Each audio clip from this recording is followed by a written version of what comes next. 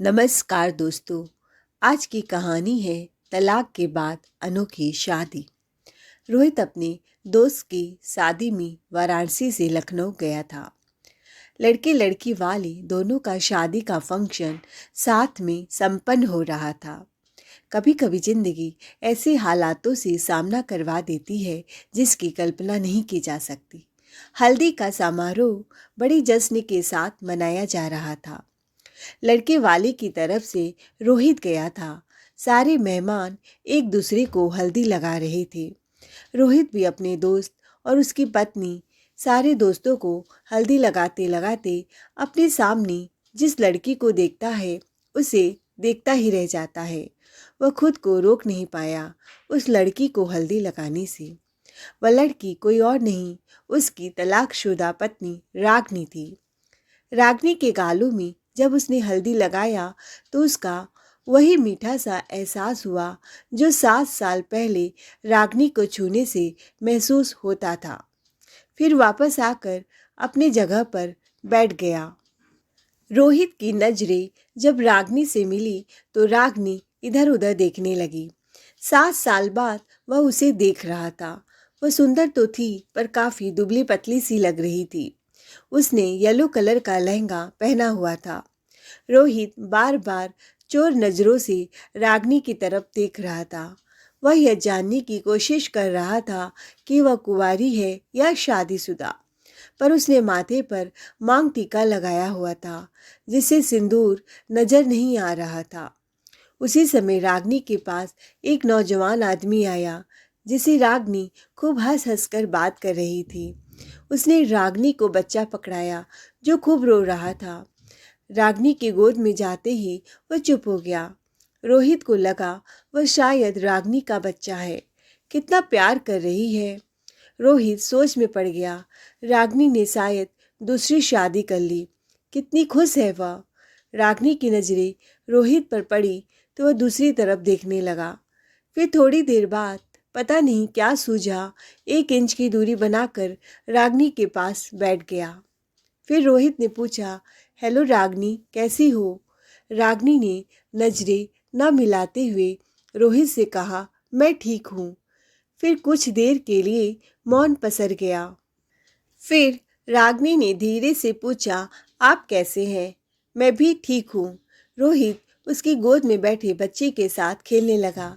रोहित ने पूछा, क्या नाम है तुम्हारी बेटी का? बहुत खूबसूरत है, एकदम तुम्हारी तरह। नहीं नहीं, यह मेरी बेटी नहीं है, मेरे एक रिश्तेदार की है। ओह, तुम्हारा लखनऊ कैसे आना हुआ? रोहित ने पूछा। मैं लड़की की तरफ से आई हूँ। और रोहित जी आप? रोहित जी सब सुनकर वह चौंक सा गया, क्योंकि रागनी जब बहुत मूड में होती थी तो उसे रोहित जी कहती थी। आज इस तरह से रोहित जी सुनकर उसे बहुत खुशी हुई। रोहित बोला, मेरे एक दोस्त की शादी लखनऊ में हो रही थी तो चला आया। रोहित ने कहा, रागनी तुम अकेले आई हो? माँ या भाई कोई नहीं आया? नहीं, माँ बीमार है। क्यों, क्या हुआ माँ को? रागनी ने कहा, एक माँ पर क्या बीतती है जब उसकी बेटी। कहते कहते चुप हो गई। हल्दी की रस्म समाप्त होते ही मेहंदी की रस्म शुरू हो गई। मेहंदी आर्टिस्ट ने दुल्हन को मेहंदी लगाया। फिर रागनी को मेहंदी लगाने की बारी आई तो मेहंदी आर्टिस्ट बोली, दीदी आपके पति का क्या नाम है, बताइए तो आपके हाथों में लिख दूं। रागनी चुप थी और मोबाइल में लग गई। रोहित सब सुन रहा था। संकोच करते करते पूछता है, अभी तक तुमने शादी क्यों नहीं की? रागनी खामोश थी। फिर रागनी ने पूछा, आपने की? रोहित बोला, मैंने दूसरी शादी की। तो आपके बच्चे बीबी कैसे हैं? रोहित नजरें झुकाकर बोला, न बीबी है न बच्चे। रागनी माथे में सिलवटी डालते हुए बोली, झूठ मत बोलो। तलाक के 4 महीने बाद ही मुझे पता चला कि आपने दूसरी शादी कर ली। रोहित नजरें झुकाते हुए बोला, हाँ शादी की थी, मगर वह 1 साल बाद मुझे छोड़कर चली गई। रागनी ने बड़े उतावलेपन से पूछा। फिर थोड़ी देर में संभल कर बोली, क्यों छोड़कर चली गई? पता नहीं क्यों छोड़ गई। पैसे गाड़ी बंगला सब कुछ था, फिर क्यों छोड़कर चली गई? रोहित कुछ नहीं बोला, बस चेहरा लटका कर बैठा रहा। रागनी बोली, वह छोड़कर चली गई तो तीसरी शादी कर लेते, आपकी माँ को पोता मिल जाता। उनको तो पोता पोती खिलाने का बड़ा शौक था। दरअसल 7 साल की शादीशुदा जीवन में उनकी शुरुआती 5 साल बहुत प्यार भरे गुजरे थे, मगर अंतिम 2 साल उनके बीच लड़ाइयाँ और कलह बहुत बढ़ गई थी। कलह का कारण था रागनी का मां न बन पाना। रागनी डिप्रेशन में रहने लगी थी। एक दिन रोहित की माँ सुमित्रा जी ने रागनी से कहा, तेरे पीछे बहू हमने पैसा पानी की तरह बहा दिया, पर कोई रास्ता नहीं निकला। हाथ जोड़ती हूँ तेरे आगे, मेरे बेटे का पीछा छोड़ दे। न जाने कितने डॉक्टर को दिखा चुकी हूँ, झाड़ फूक और नीम हकीमों के पास भी काफ़ी रुपए खर्च हुए। डॉक्टर ने दोनों में कोई कमी नहीं बताई थी, फिर वह माँ नहीं बन पा रही थी। डॉक्टरों ने भरोसा दिलाया था, यह ऊपर वालों के हाथों में है। सुमित्रा जी के सब का बांध टूट चुका था, क्योंकि शादी के 7 साल हो चुके थे। उन्हें यह बर्दाश्त नहीं हो रहा था कि इस घर का वारिस ही इन मेरी बहू ना दे पाए, तो मैं उसे अपने घर में क्यों रखूं। वह रागनी और रोहित का तलाक करवाना चाहती थी। एक तो रागनी थी गरीब घर की, दहेज में भी बहुत कुछ लेकर नहीं आई थी, जिस कारण सुमित्रा जी हमेशा रागनी से उखड़ी उखड़ी रहती थी। सुमित्रा जी के पति नारायण दास ने अपने दोस्त की बेटी रागनी से रोहित का ब्याह पक्का करवा दिया था। मजबूरन सुमित्रा जी को हाँ करनी पड़ी, पर जब रागनी उनके कुल का वारिस नहीं दे पाई, तब तो उन्हें एक मौका मिल गया रागनी और रोहित को अलग करने का। वह रागनी से छुटकारा पाना चाहती थी। फिर चला षड्यंत्रों का दौर। रोज रागनी को बुरा और पागल साबित किया जाने लगा। एक दिन रोहित ने अपने घर में अपने बॉस को डिनर पर बुलाया था। रागनी से उनके पसंद का फेवरेट डिनर बनाने को बोला था। सुमित्रा देवी ने जानबूझकर रागनी के हाथों का द्वारा बनाया हुआ खाना खराब कर दिया। हर खाने में मिर्च मसाले और किसी खाने में नमक भरकर उनके बॉस के आगे परोस दिया।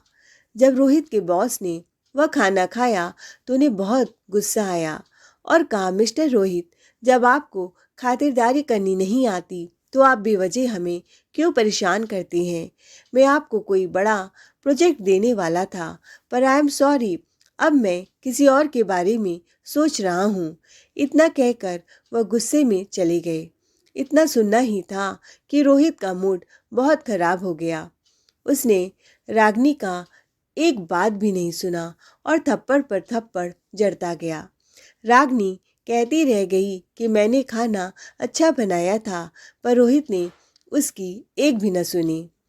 1 साल में घर का ऐसा वातावरण तैयार कर दिया गया था कि रोहित भी अपनी जान से प्यारी रागनी से नफरत करने लगा और नशा करके गाली गलौज करने पर उतारू हो गया था। जब तक उसे रोहित का साथ मिला, तब तक वह घर वालों से लड़ती रही, पर जैसे ही रोहित ने अपना हाथ छोड़ा तो वह टूट सी गई। रागनी ने रोहित को बच्चा गोद लेने का सुझाव दिया था, मगर सुमित्रा देवी को किराए पर कोख लेकर बच्चा पैदा करने की बात पसंद नहीं थी।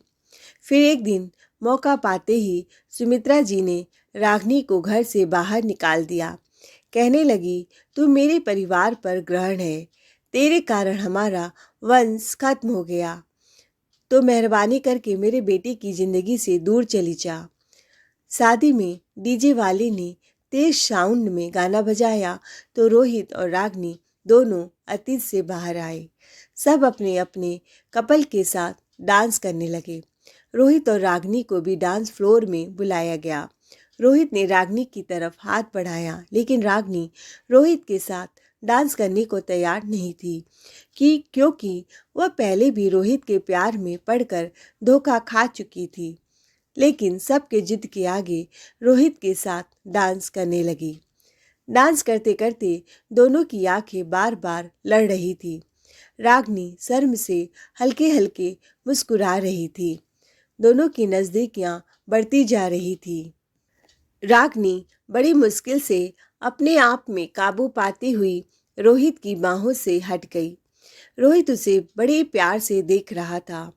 कुछ देर बाद वेटर ने सब मेहमानों को आइसक्रीम सर्व किया तो रागनी से पूछा, मैडम आप कौन सा आइसक्रीम लेना पसंद करेंगी? रोहित तेज आवाज़ में बोला, जी मैडम को चॉकलेट आइसक्रीम खाना बहुत पसंद है। रागनी भी जोर से बोली, चॉकलेट आइसक्रीम खाना पसंद था पर अब मैं नहीं खाती। रोहित ने कहा, खा ले यार, तेरे बहाने मैं भी खा लूँगा।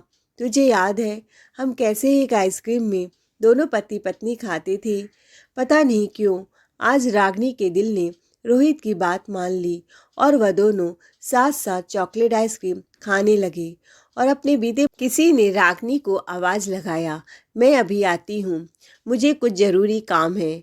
रोहित को लगा अब रागनी मेरे पास नहीं बैठेगी। वह उसे जाते हुए देख रहा था, लेकिन रागनी अपने सब कामों को करके रोहित के पास दोबारा आकर बैठ गई। रोहित उसे घूरता ही रह गया और बोला, शादी का अरेंजमेंट बहुत अच्छा है, कितने अच्छे से हल्दी फंक्शन, मेहंदी का अरेंजमेंट सब कुछ बहुत अच्छे से हो रहा है। मुझे इस शादी में बहुत मज़ा आ रहा है। आज बहुत साल बाद मैं किसी शादी में आया हूँ। रागनी ने कहा, थैंक यू रोहित जी। रोहित ने हंसकर कहा, तुम क्यों थैंक यू कह रहे हो? ऐसे लग रहा है तुम ही शादी की इवेंट को ऑर्गेनाइज की हो। जी हाँ, आप सही समझ रहे हैं, मैं ही शादी की इवेंट ऑर्गेनाइजर हूँ। ये सारे फंक्शन हमारी टीम ने मिलकर किया है। मेहंदी हल्दी त्यौहार हम सब एक टीम की तरह मिलकर काम करते हैं। मैं एक इवेंट ऑर्गेनाइज़र हूँ। आपके घर से जब मुझे धक्का मार कर निकाल दिया गया तो मैं अपने घर में गई। मेरी माँ तो पहले से बीमार थी। ससुराल छोड़कर जब मैं मायके पहुँची तो यह सदमा बर्दाश्त नहीं कर पाई और भी ज़्यादा बीमार रहने लगी। भाइयों ने भी साथ नहीं दिया तो मुझे अपना जीवन चलाने के लिए कुछ तो काम करना था। इसीलिए शादी टूटने के बाद भी मैं लोगों की शादी जोड़ने का काम करती हूँ, उनकी शादी स्पेशल बनाती हूँ। अब इतना कमा लेती हूँ कि अपना और माँ का अच्छे से जीवन यापन कर लेती हूँ।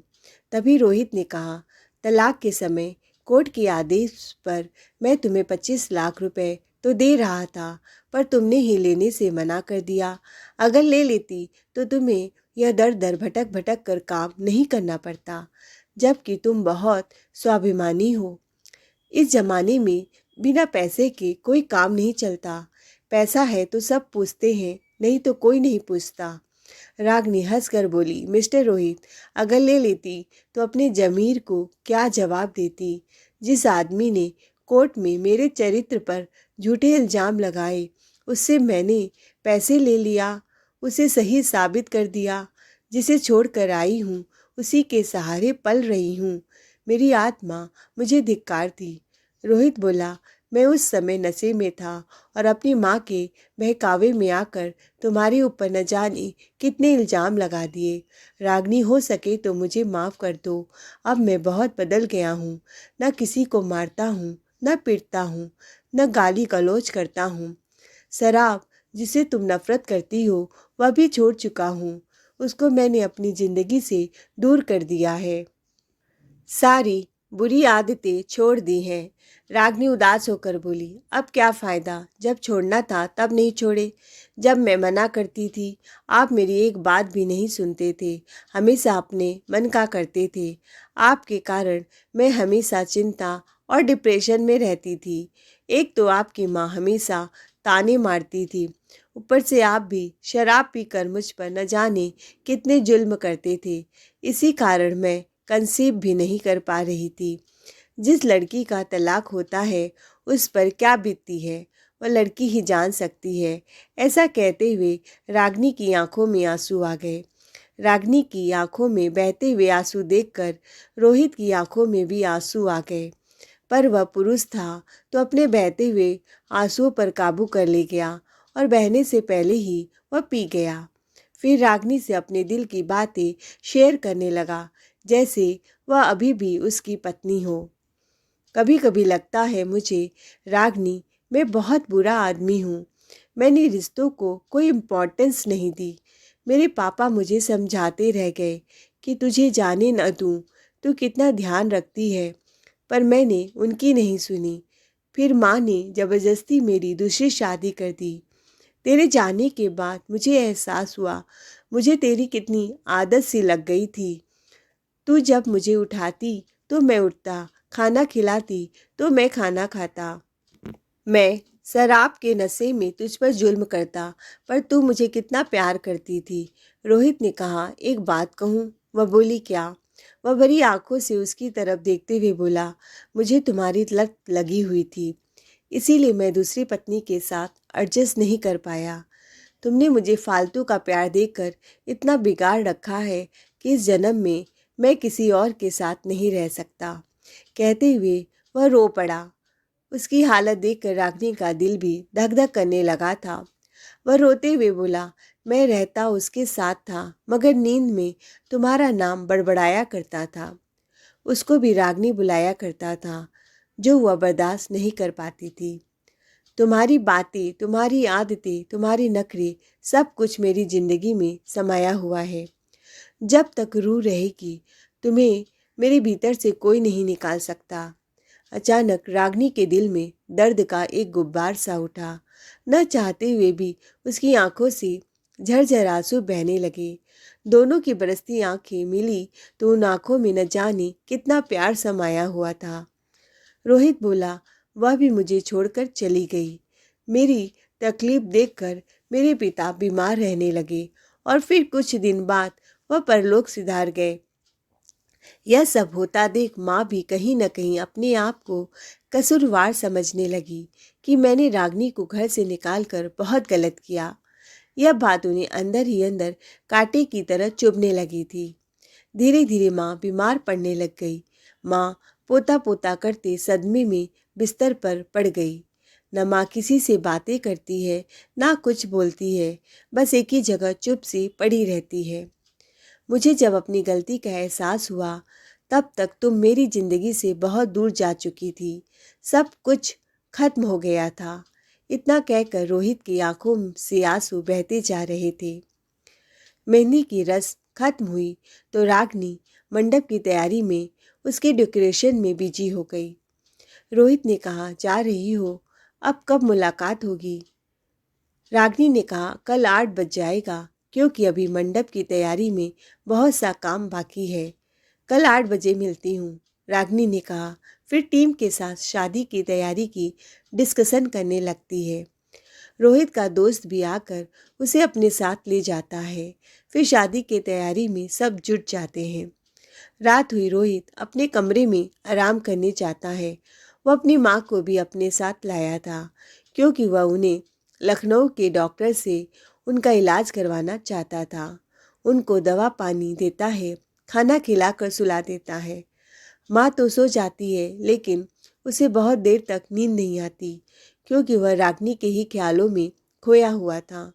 बार बार रागिनी का मासूम सा चेहरा उसकी आंखों के सामने आ जाता था। आज भी कितनी मासूम सी प्यारी सी लगती है रागिनी। दूसरे दिन बारात ठीक रात को 7 बजे उठती है। सारे बाराती झूमते गाते बाजे गाजे के साथ शिरकत करते हुए सब शादी के हॉल में पहुंचते हैं। और रोहित तो बारात में होते हुए भी बारात में नहीं था। बस उसकी नज़र बार बार रागिनी को ढूंढ रही थी, पर रागिनी तो कहीं नज़र नहीं आ रही थी। तो वह मंडप के पास पहुंचा। रागिनी वहाँ भी नहीं थी। उसने घड़ी पर नज़र डाली तो 9 बज गए थे। उसे याद आया, रागिनी ने उसे 8 बजे मिलने का वादा किया था, पर 9 बज गए। वह अभी तक क्यों नहीं आई? वह सोच रहा था, वह रागिनी के बारे में क्यों सोच रहा है, क्यों आज भी उसका इंतजार कर रहा है। वह अंदर ही अंदर बहुत परेशान हो रहा था, पर वह कुछ कह तो नहीं सकता था। रागिनी शादी में पहुंची तो सब जगह एक सरसरी नज़र डालती है कि सब कुछ ठीक है या नहीं। तभी रागिनी के टीम में से एक मेंबर आया और घबरा कर कहा, दीदी, बहुत बड़ी गलती हो गई है। दूल्हा दुल्हन का खास जयमाला दिखाई नहीं दे रहा है।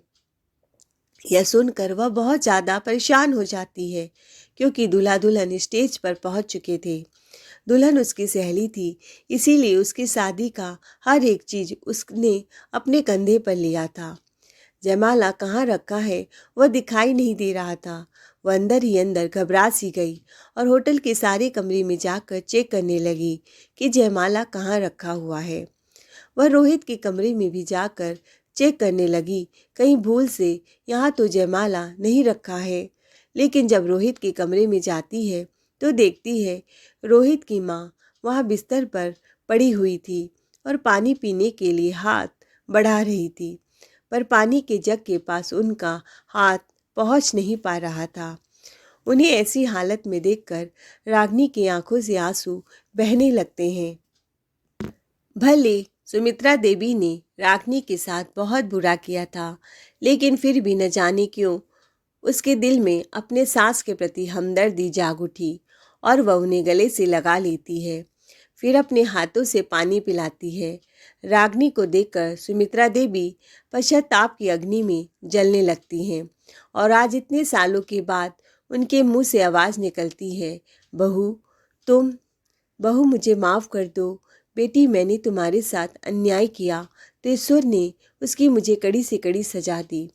मैंने तुझे बहुत दुख दर्द दिए रोहित, तेरे जाने के बाद तो जैसे हंसना ही भूल गया। बस लगता है हम अपनी ज़िंदगी काट रहे हैं, पर हमारी ज़िंदगी में ना कोई खुशी है ना कोई गम है। बहू वापस आ जा हमारी ज़िंदगी में, लौट आ अपने ससुराल। बहू, सुमित्रा देवी की ज़बान लड़खड़ा रही थी, पर फिर भी वह आज चुप होने का नाम नहीं ले रही थी। वह पैरों से खड़े नहीं हो पाती थी, फिर भी उनके हाथ पैरों में जान जैसे आ गई थी। रागिनी आज उनकी बीमारी की दवा बनकर सामने खड़ी जो हो गई थी। उसी समय रोहित, जो कि रागिनी की प्रतीक्षा करते करते थक चुका था, रागिनी अपने वादे के मुताबिक उससे मिलने नहीं आई तो वह पूरे होटल के एक कमरे में उसे खोजने लगा और खोजते खोजते जब अपने कमरे के पास पहुंचा तो देखता है उसकी माँ रागिनी से बातें कर रही है। अपनी माँ को ठीक होता देख वह खुशी से फूला नहीं समाता। वह रागिनी की तरफ बढ़ता है, तभी उसकी टीम के सदस्य आते हैं और कहते हैं, दीदी जयमाला मिल गया है, यह लीजिए जयमाला। रागिनी तेज कदमों के साथ जयमाला हाथों में लिए दौड़े दौड़े स्टेज के पास जाने लगती है। तभी रोहित उसके सामने आकर खड़ा हो जाता है। रागिनी ने आज लाल जोड़ा पहना था। रोहित को लग रहा था जैसे उसकी दुल्हन उसको जयमाला पहनाने के लिए आगे बढ़ रही है। रागिनी की नज़रें जब रोहित से टकराई तो शर्म से उसकी आंखें नीचे झुक गई। उसे देखकर रोहित को एहसास होने लगता है कि यह औरत कभी उसकी ज़िंदगी में थी, पर वह उस नाजुक सी गुड़िया को संभाल नहीं पाया। रोहित के मनोस्थिति से अनजान रागिनी ने पूछा, क्या हुआ? आप इतने गुमसुम क्यों हैं? आपने मेरा रास्ता क्यों रोक कर रखा है? मुझे जाने दीजिए, मुझे जयमाला लेकर जल्दी से स्टेज तक पहुंचना है। दूल्हा दुल्हन इंतजार कर रहे हैं। रोहित कुछ नहीं बोलता तो रागिनी कहती है, दोस्त बनकर ही सही कुछ बोलो तो, इतने गुमसुम क्यों हो? रोहित कहता है, मुझे दोस्ती नहीं चाहिए। रागिनी गुस्से में बोली, फिर मुझसे मिलने के लिए इतना उतावले क्यों थे? पूरे होटल में रागिनी रागिनी चिल्लाकर रख दिया। क्यों यहाँ मेरे पीछे पीछे चले आए? फिर कब मिलोगी, कहाँ मिलोगी, क्यों बार बार पूछ रहे थे? रोहित ने कहा, मुझे तेरी दोस्ती नहीं तू चाहिए, हमेशा हमेशा के लिए, 1 घंटे के लिए नहीं, पूरी ज़िंदगी के लिए, 7 जन्मों के लिए, साथ साथ हंसने के लिए और साथ साथ रोने के लिए। तू मुझसे शादी फिर से कर ले यार, मेरी ज़िंदगी में फिर से लौट आ। मुझे तू चाहिए रागिनी, मुझे तू चाहिए। मुझे यह जयमाला फिर से पहना दे, मेरी दुल्हन बनेगी। रोहित इतनी जल्दी जल्दी एक सांस में बोले जा रहा था कि रागिनी उसके मुंह की तरफ अवाक होकर देखते रह गई। मैं गलत था रागिनी, तेरे साथ गलत किया। जब तू मेरे साथ थी तेरा कद्र नहीं किया और माँ की बातों में आकर तुझसे तलाक ले लिया। पर तू मेरी ज़िंदगी में वापस आ जा, मुझे माफ़ कर दे। कहते कहते रोहित रोने लगा। उसकी आंखें भर आई। रागनी गुमसुम सी उसके चेहरे की तरफ देखे जा रही थी। कभी तुम्हारी आंखों में आंसू नहीं आने दूंगा। तलाक मेरी गलती थी। तुझसे बिछड़ने के बाद मुझे एहसास हुआ मैं तुझसे कितना प्यार करता था। तू हम सब परिवार का कितना ध्यान रखती थी। अब मैं बिल्कुल अकेला हो गया हूँ, कोई नहीं है मेरा। रागनी ने अपने माथे की बिंदिया हटाया और कहा, जरा इधर देखिए। रागनी ने अपने मांग को सिंदूर से भर रखा था और कहा, मैं जानती थी आप यही सब बोलोगे, इसीलिए मैंने आपके नाम की सिंदूर को लगाया है। आपने शायद यह लहंगा पहचाना नहीं, यह हमारी शादी का जोड़ा है। यह कहते हुए उसने वह जयमाला रोहित के गले में डाल दिया। मैंने कल ही सोच लिया था, अब मेरे अकेले जीने के दिन गए। थक गई हूँ यह जिंदगी अकेली जीते जीते। अब मेरा हम सफ़र लौट आया है, मुझे भी आपके साथ की ज़रूरत है। यह कहते कहते रागनी भी तेज तेज रोने लगी। रोहित ने कहा, मत रोक अपने आंसू, आज बह जाने दे, तेरा दिल हल्का हो जाएगा। रोते रोते रागनी रोहित की बाहों में समा गई।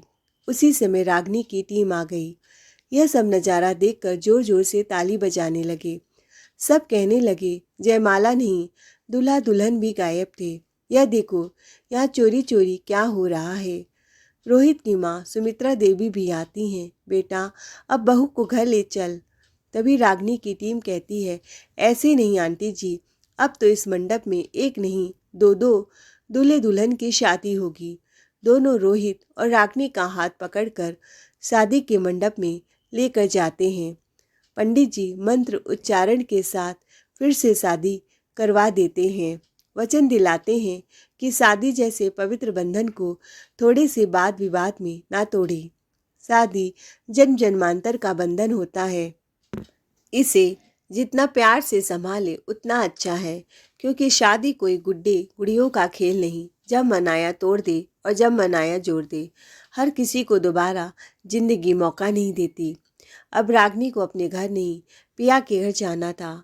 रागनी की जिंदगी में खुशियाँ फिर से लौट आई। उसकी ज़िंदगी में बाहर ही बाहर था। दोनों एक दूसरे का साथ पाकर बहुत खुश थे। एक दूसरे का हाथ पकड़कर चल दिए एक नई मंजिल की ओर। सुमित्रा देवी ने अपने बहू का फिर से स्वागत किया। अब अपने बेटे बहू के साथ हंसी खुशी रहती हैं। 1 साल बाद रागनी प्रेग्नेंट भी हो गई और वह आज एक नहीं 2 जुड़वा बच्चों की माँ है। सुमित्रा देवी अपने पोता पोतियों के साथ खूब खेलती हंसती मुस्कुराती हैं। दोस्तों, जीवन में कोई भी समस्या आए, पति पत्नी को अलग नहीं होना है, बल्कि एक साथ सोच कर विचार कर उस समस्या का हल ढूंढा जा सकता है और इस रिश्ते को बचाया जा सकता है, क्योंकि ज़िंदगी हर किसी को दोबारा मौका नहीं देती। दोस्तों, आप बहुत भाग्यशाली हैं अगर आपके साथ कोई पार्टनर है आपके दुख दर्द बांटने के लिए। तो शादी जैसे पवित्र बंधन को तोड़ने से पहले 1 बार नहीं, 2 बार नहीं, 1000 बार जरूर सोचिएगा, क्योंकि जब तक हमें प्यार करने वाले हमारे पास है हमें उनका कद्र नहीं होता, लेकिन जब वह हमसे दूर हो जाते हैं तब हमें समझ में आता है वह हमारी ज़िंदगी में कितना अहमियत रखते हैं। आई होप आपको हमारी कहानी पसंद आई है, तो चैनल को लाइक शेयर सब्सक्राइब जरूर करें और कमेंट करके ज़रूर बताएं, क्या सुमित्रा देवी ने रागनी के साथ गलत किया या सही। Thanks for watching.